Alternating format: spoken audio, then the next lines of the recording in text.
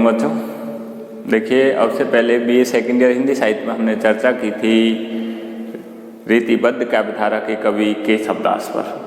हमारे सिलेबस में केशवदास की रामचंद्रिका थी। रामचंद्रिका के जो भी कांड दिए हुए थे उन कांडों पर हम चर्चा कर चुके थे, जिसमें सबसे पहले वाल कांड था, उसके बाद अयोध्या कांड था, फिर अरण्य कांड था, उसके बाद सुंदर कांड था, उसके बाद लंका कांड के बाद लास्ट में उत्तर कांड था, जिस पर हम चर्चा कर चुके थे कि इस तरह उन्होंने रामचंद्रिका में राम के स्वरूप का, उनकी संवादों का किस तरह से वर्णन किया।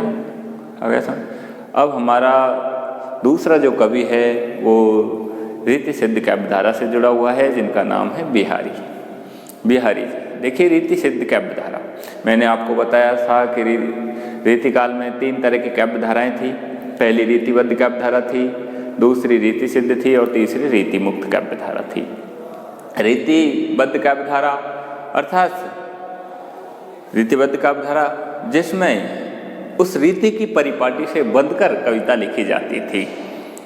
कविता लिखने से पहले रीति की जो परिपाटी थी उसमें बंधना पड़ता था। रीति की परिपाटी क्या थी? रीति की परिपाटी थी कविता में काव्यांगों का अधिक से अधिक प्रयोग करना, छंद, अलंकार, रस, नायक नायिका, भेद, लक्षण, उदाहरण ग्रंथों में इनका अधिक से अधिक प्रयोग करना, ये रीतिबद्ध काव्यधारा थी।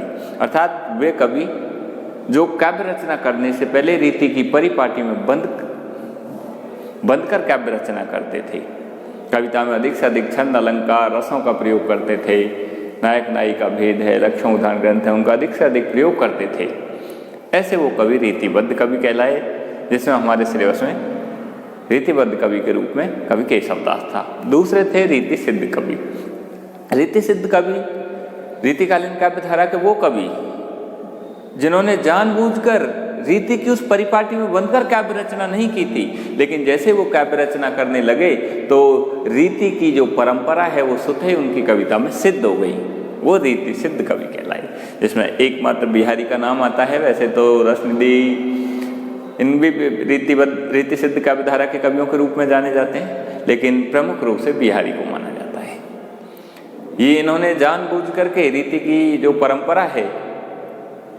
परंपरा है काव्यांग निरूपण की, उसका इन्होंने जानबूझ करके अपनी कविताओं में प्रयोग नहीं किया, जबकि ये उस परंपरा को जानते थे, लेकिन उन्होंने जानबूझकर उस परंपरा का प्रयोग नहीं किया। लेकिन जैसे ही इन्होंने काव्य रचना की तो वो परंपरा स्वतः इनकी कविता में सिद्ध हो गई।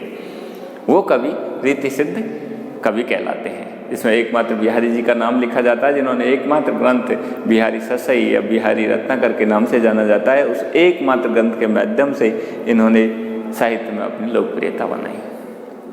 अब देखिए, ये तो हो गए रीति सिद्ध काव्य धारा के कवियों के रूप में कि रीति सिद्ध काव्य धारा क्या होती है। अर्थात वह काव्य धारा, रीतिकालीन साहित्य की वह काव्य धारा जिसमें कवि जानबूझ करके उस परिपाटी में बनकर काव्य रचना नहीं करते थे, लेकिन जैसे ही वो काव्य रचना करने लगे तो रीति की जो परंपरा है वो स्वतः ही उनकी कविता में सिद्ध हो गई। वो कवि रीति सिद्ध काव्य धारा के कवि कहलाए। अब देखिए, अब हमें चर्चा करेंगे बिहारी जी के कृतित्व और उनके व्यक्तित्व के विषय में। तो देखिए, बिहारी जी जो हैं वो रीतिकाल की रीति सिद्ध काव्य धारा के श्रेष्ठ कवियों में गिने जाते हैं।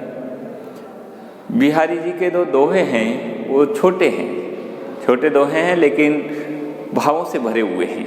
आपने देखा होगा बिहारी के लिए कहा जाता है कि ससैया के दोहरे जो नावे के तीर, देखन में छोटे लगे घाव करे गंभीर। अर्थात इनके दोहे हैं वो छोटे हैं, दोहे छंद हैं, दोहा छंद में है, छोटे हैं इनके दोहे, लेकिन वो भावों से, विभिन्न प्रकार के भावों से भरे हुए हैं। आगे क्योंकि कहा जाता है कि इनमें कल्पना की समाहार शक्ति थी। इन्होंने अपने दोहों में सामासिक पदावली का प्रयोग किया। सामासिक पदावली, कम शब्दों में अधिक बातों को बताने की कोशिश की। अब देखिए, बिहारी जी की जो जीवन व्रत है उसके विषय में देख लीजिए कि बिहारी जी का जो जन्म है उसको लेकर हमारे हिंदी साहित्य के जो इतिहासकार है उनमें मतभेद है। वैसे सामान्य रूप में बिहारी जी का जो जन्म है वो विक्रम संवत 1652 ईस्वी में हुआ है तथा इनका देहावसान विक्रम संवत 1721 ईस्वी में हुआ। बिहारी जी का जन्म ग्वालियर में हुआ था। ये ब्राह्मण वंश में उत्पन्न हुए थे। इनके पिताजी का नाम केशव राय था, जो इनके पिता होने के साथ साथ इनके गुरु के रूप में भी रहे थे। उन्होंने इनको विद्याध्ययन करवाया था। बाल्यकाल के बाद बिहारी जी ब्रज प्रदेश में आकर के बस गए थे। मथुरा में इनकी ससुराल थी और बिहारी जी के आराध्य जो थे वो भगवान श्री कृष्ण थे। ये दरबारी कवि थे, रीतिकालीन कवियों की तरह ये भी दरबारी कवि थे और विशेषकर से हमारे राजस्थान के जोधपुर और जयपुर के जो शासक थे उनके आश्रय में रहे। बिहारी जी की जो पत्नी थी वो भी एक कुशल कवियत्री के रूप में थी। बिहारी जी का जो बाल्यकाल था वो बुंदेलखंड में व्यतीत हुआ था और वहीं इनकी भेंट बाबा नरहरिदास से भी हुई थी। बिहारी ने काव्य परंपरा का जो ज्ञान है वो बुंदेलखंड से ही प्राप्त किया था।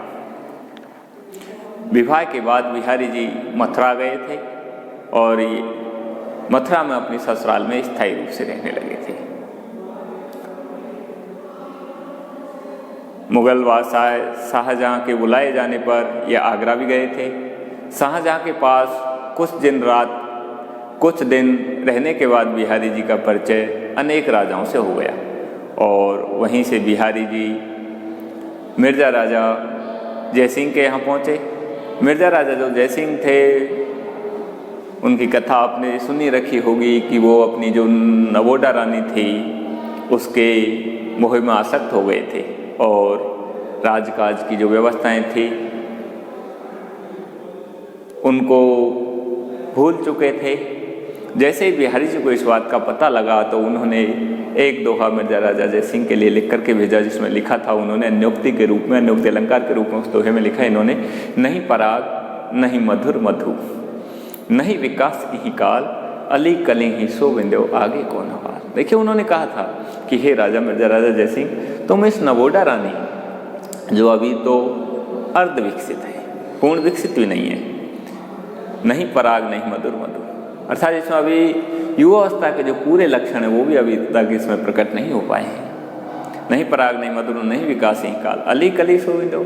इस तरह तू अली भोरे की कली रूपी इस नवोडा इस रानी के इस मोह में तो इतना बंध गया, आगे कौन हवाल, आगे तेरा क्या हाल होगा, क्या स्थिति होगी। और राजा ने उस दोहे को पढ़ा तो राजा को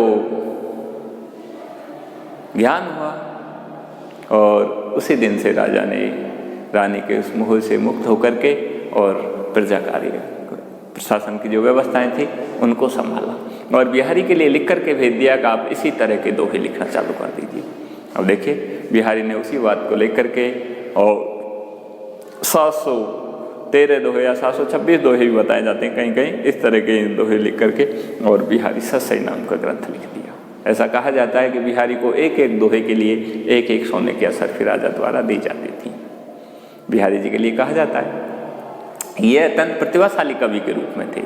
दरबारी कवि होने के कारण इन्हें तत्कालीन परिस्थितियों में श्रृंगारपूर्ण रचना भी लिखनी पड़ी।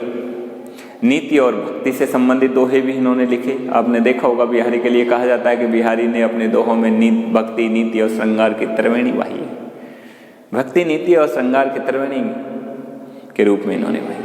आपने देखा होगा कि कहीं इनके भक्ति संबंधी दोहे मिल जाते हैं, कहीं इनके नीति संबंधी दोहे मिल जाते हैं, कहीं श्रृंगारिक दोहे भी मिलते हैं। इनके अलावा इन्होंने और भी बहुत सारी, क्योंकि इनको प्रतिभाशाली कवि थे, इनको बहुज्ञता प्राप्त थी, ये हमारे समाज की बहुत सारी बातों का ज्ञान रखते थे और उन बातों को इन्होंने अपनी कविता में भी समेटा, इसलिए इनको बहुज्ञता थी, बहुज्ञता की उपाधि प्राप्त थी।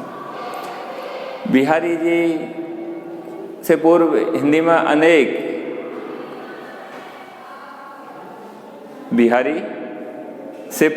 में अनेक कवि दोहों में श्रृंगार रस की अभिव्यक्ति कर चुके थे, जिनमें प्रमुख रूप से कृपाराम भी थे, मनोहर भी थे, रहीम भी थे, लेकिन जैसी दोहों में इनकी अभिव्यक्ति है वैसे उनके कविताओं में नहीं मिलती है।